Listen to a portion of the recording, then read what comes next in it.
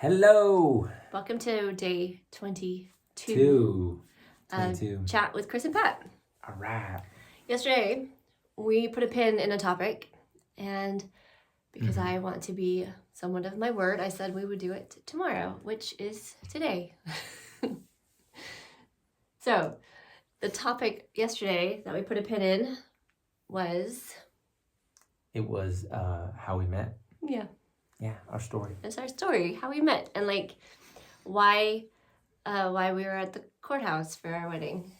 Oh, right. Yes. We talked about the courthouse, but then we put a pin in it because it would have taken a while. Too long of a story. Yeah. And why we would wanted to have the would you rather, Yeah. Okay. Do you want to start? Okay, so I'll start. Turn it to you on. Okay. I know. It's another late one for us. Yeah. We need a weekend in the middle of the week to recover from the week. Right. And last weekend.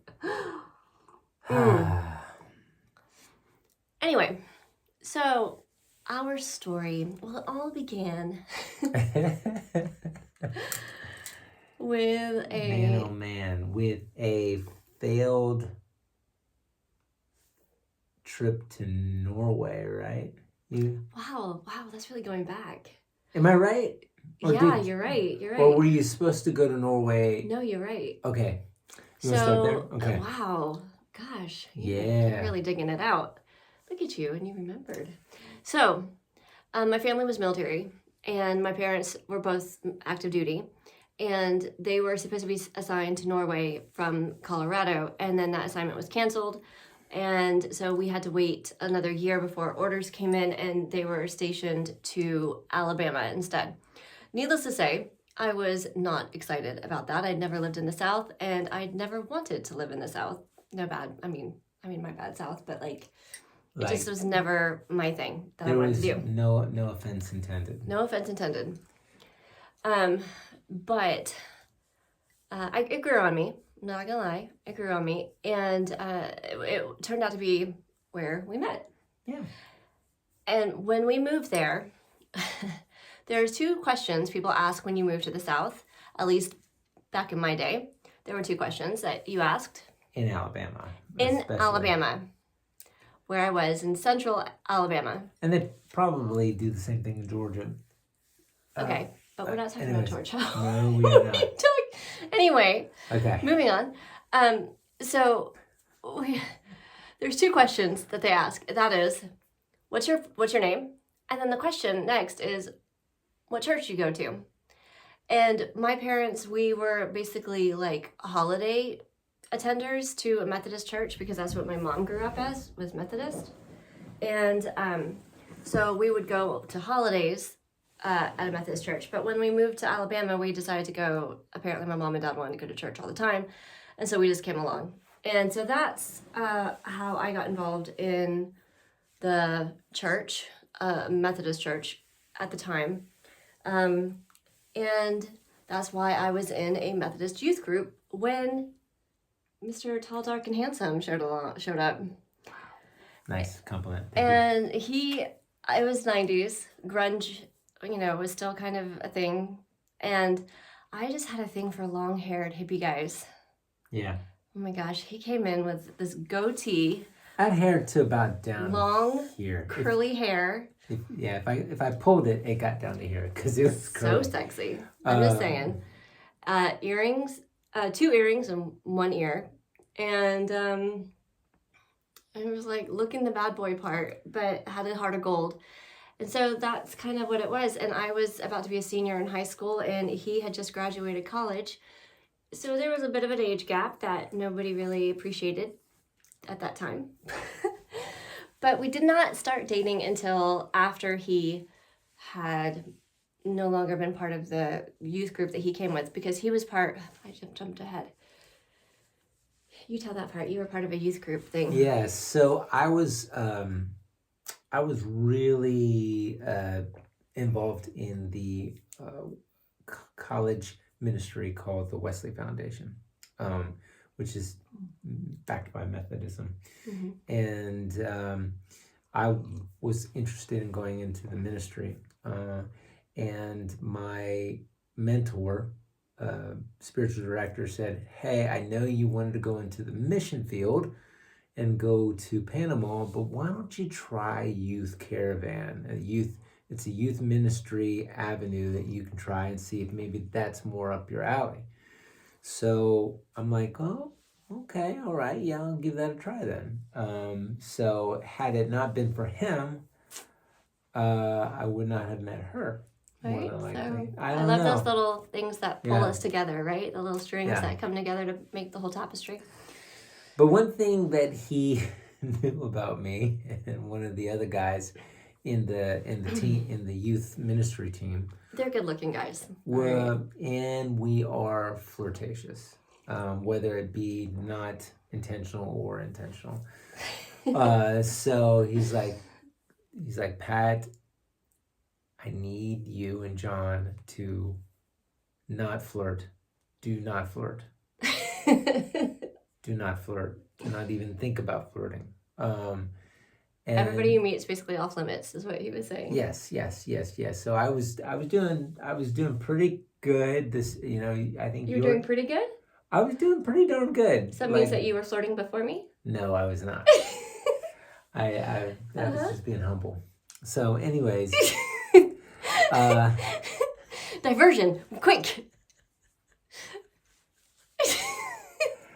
do you not use the word pretty? No, not like that. No, It means that there is some. I do. So No, that means that there's some. I don't remember. Flirting. Now he says it. So, Okay. anyhow, I think you were the third or fourth church. Uh-huh. And I was doing an amazing job of not flirting. And then lo and behold, you come walking in. Mm-hmm.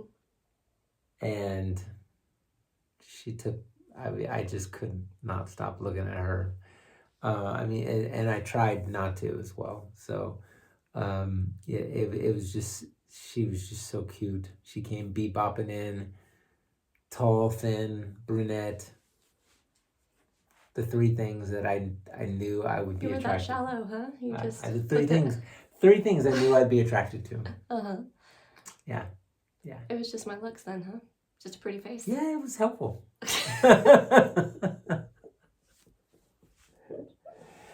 Whatever it took. Okay. Yeah. And I was like, "Oh my gosh, she's cute. Okay, don't flirt.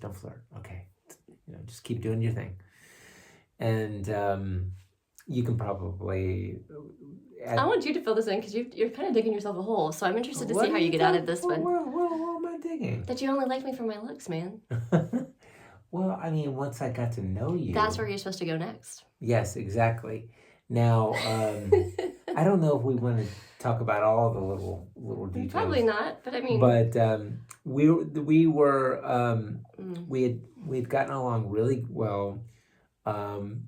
There was a kind of a little side mission where we had painted this elderly lady's house.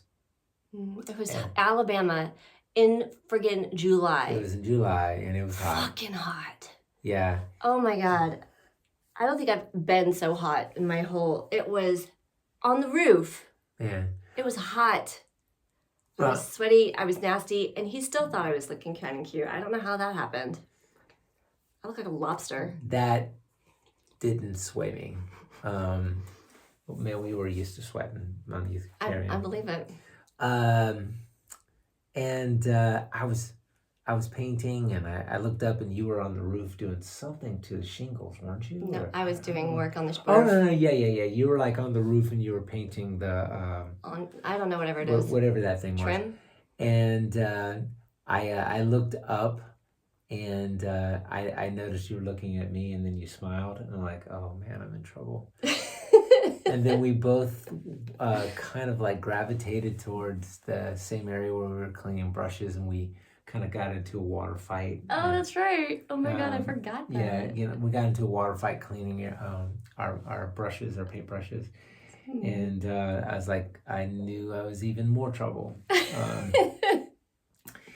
then I think it was later on that night, we had like a youth dinner Yeah, at it was somebody's somebody's house, and we were all just on top of that. Like a whole bunch of people were on top of the trampoline talking, and then you had you and I got in this conversation with this kid that had an kind of a somewhat of a physically abusive father. Would you agree? And It was just not a really supportive home. verbally abusive as well. It was hard. It was So harsh. I was, I think, more listening, and you were providing, just kind of mentorship type I got into coaching early. questions and words. Yeah. So I was like, this is where she locked me in with her personality and her compassion, and that was Good save. the nail in the coffin for me, I think. Yeah. When he left, so they had to leave. So he also taught me to do the waltz. Waltz? Yeah. It was the waltz. Yeah. And because I didn't know how to may do have that. taught you how to do the foxtrot, but I think I definitely taught you how to do the waltz. Yeah, that one I remember. Anyway, I just thought he was so cute, but I also was like, oh my gosh, I am nothing, and this guy is like so hunky cute. Like, we'll show pictures somewhere like along the way of us old, like younger. He's a cutie. You're still a cutie, baby. Yeah. But I do miss the long locks, not gonna lie. Anyway.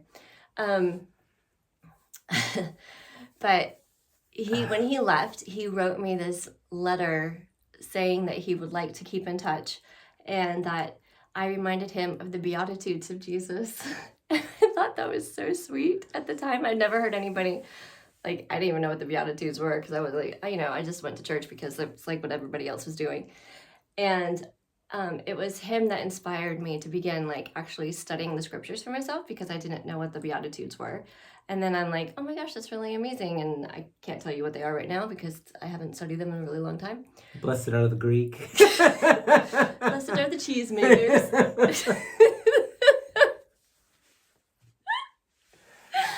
Life of Brian. Okay, anyway. Yes, the Greek on ice. Yes, bless them.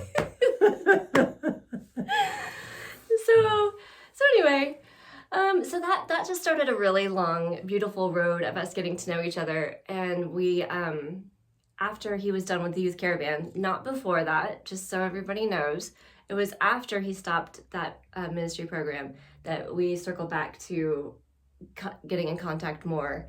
And yeah, and so that was the beginning of it. Then, so we were together for 2 years. It was, right? It was like a year and a half? No, 2 years. No, it was a year and a half. I graduated. He was my high school sweetheart. And I gotta stretch out. Oh, yeah. And so he went to prom with me and knew all my high school friends, anyway. And was friends with your friends. Yeah, you were friends with my friends, even though he's like 5.5 years older than me. It all worked out. Like, it was beautiful. And then he ended up trying to get into the ministry for a time and realized that wasn't where he wanted to really be. And then was kind of like aimless for a time. And I went off to college, had a scholarship to Troy University. And then I became pregnant. Yeah, we had decided, we want to be married, and I didn't want to be with anybody else, and that he was my person. And we're like, but I have to wait until after I graduate to get married, but we can still have sex. And I didn't like, oh my God. We took precautions. Yeah, we did all the things that we thought we were doing right, but we still ended up pregnant. So condoms, just be careful. And but yeah, and so that made us have to change some plans. And we had some options that we had to look at, like, what do we do? He was trying to figure out what he was trying to do with himself. And I was planning on going back to Colorado to go to school after a couple of years. I wanted to do that. But I ended up not doing that. And we decided that having a family and starting a family was I wasn't at the point where I was willing to not have the baby, you know. Yeah. I couldn't imagine, because I loved him, right? And it was our goal to have a family. And so the timing was just really stressful and weird. I was 19 when I got pregnant. And yeah, and you were 24? 23. No, when I got, no, because I was 19. So you had to have been 24 because you're 5.5 years older than me. Yeah, but I remember turning 24 in basic training. So. Oh. Really? Or 20? Yeah. Are you serious? Because we got married on 15th October, which is like a week. No, almost 2 weeks before my birthday. Right. Yeah. So, so that's when he decided to join the military. He went Air Force. Yeah. I went Air Force, and some of the job searching that I was doing wasn't panning out. I had a low grade point average, so he didn't take his education very seriously at came all. Back to bite me. Yeah, he was a serial procrastinator. Yeah. So. So anyway, he ended up doing enlisted Air Force, and and that started our life together. So we had to, because I was a dependent of my parents, I was still doing my well baby checkups and all that, right until he could be sworn in active duty and have his own benefits. So we got married like right before at a courthouse in Alabama. Before he went enlisted. He was enlisted like 5 days later or something. No, 7 days later. So, and then he was away for basic, but I was 8 months pregnant. Yeah. When he went away. So I ended up having the baby, our oldest, which was an amazing gift. Changed our world, needless to say. Was she a day late? She was 2 days late. 2 days late. But she came while he was away in basic, and so he didn't get to meet her until she was like 2.5 months old. Yeah, it was like December, 2 months, sometime in December. Yeah, end of December time period. Anyway, so yeah, that was the beginning of our journey together. So like we made some really hard choices. And I wouldn't change it though. Right. Like looking back, oh my gosh, we could go into, that's another one of those ones. We'll put a pin in it, but I'm not going to promise we'll put a pin in it till tomorrow.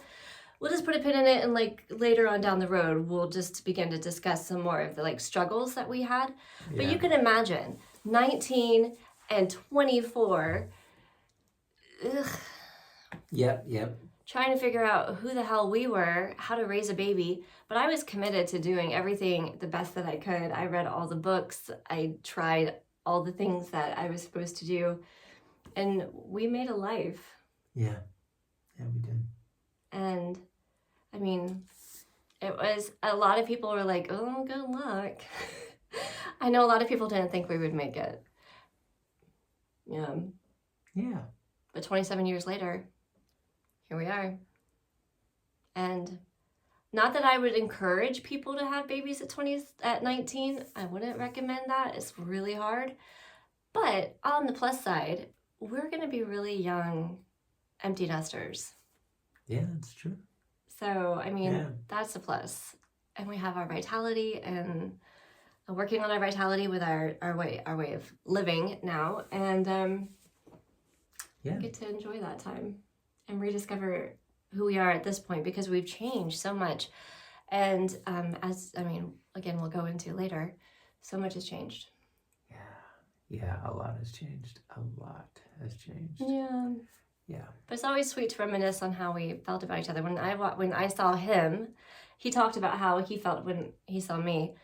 But when I saw him, he was like just this bigger than life kind of character. Not in an over like give me attention kind of way, but in that subtle, commanding attention and knowing himself kind of way.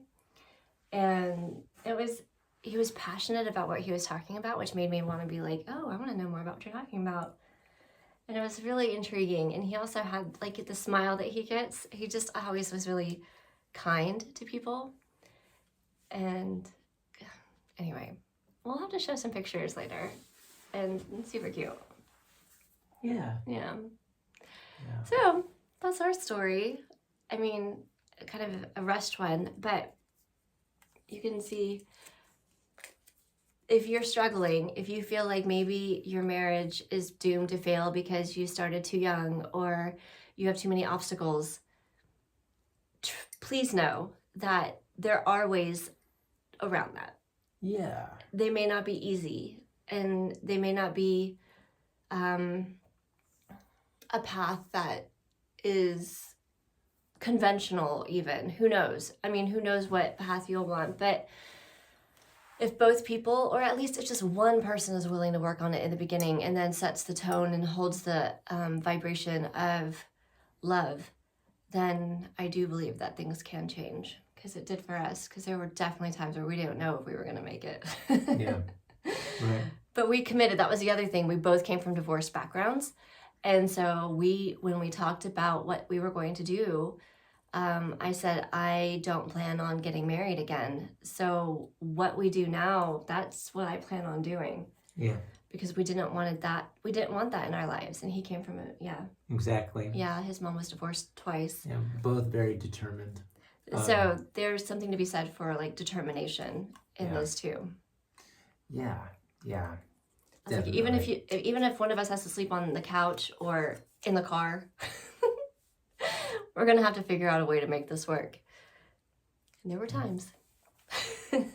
Shortcut real quick, a good advice that, or at least not advice, just what worked really well for us there's two, as we read a lot of books, but there were two books that really stand out, which is Personality Plus and the 5 Love Languages. Yeah. That really that helped us a lot in the beginning. helped glue our marriage together when it was really pulling apart. And it was pulling apart because we were both growing individually, but did not understand that it's okay to let someone grow individually and respect your differences. You don't have to be the same. And anyway, this is getting too long of a video. We'll talk about that in another video too. Put a pin in it. We'll come back to love languages and Personality Plus and understanding. Yeah. And for me, that's morphed into astrological understanding and human design understanding. Just understanding the differences between two energy makeups is super important. Yeah, absolutely. Yeah. I love you. Thanks for being on this journey with me. Thank you too. And thanks for liking me for more than just my looks. Excuse me. Sorry. Okay. It's very real. Sorry, y'all. That's okay. All right. Well, until next time then. We'll see you later. Yeah. Do you have anything? Until blessings to your journey. Okay. Ciao.